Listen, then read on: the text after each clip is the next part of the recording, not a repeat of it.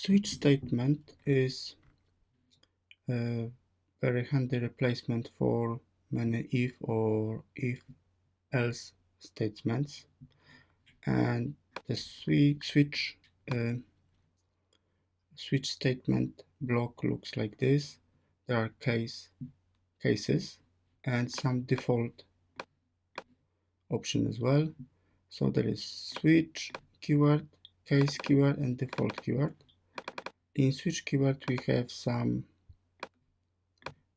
variable, because execution of switch statement depends of every case. Execution of every case depends on the variable, on the value of the variable.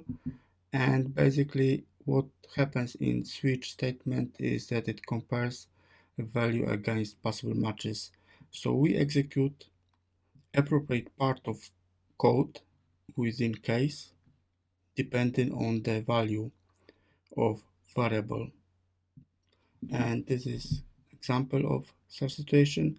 Our variable is apple, and if our variable, this condition, is apple or mango, you will get executed this part of code for this case. As we can see, after case keyword we can place more than one value of our variable separated by commas. If we change it to orange, we will get obviously executed this part. Our variable is orange, so this case will be executed. And if there is something else, this unknown for it, obviously this default part, which means everything else except the cases which are listed before. There is something very important. If we remove this default state, we'll get some error because switch must be exhaustive. I mean, all possibilities should be considered here, so without this default it would be very difficult. So basically default handles all other situations except which are listed above. There is very important thing, we don't place break here, because after this case block is executed, there is exit from the switch statement, and first line of the code after switch statement is executed. So basically there is straight away escape from switch statement.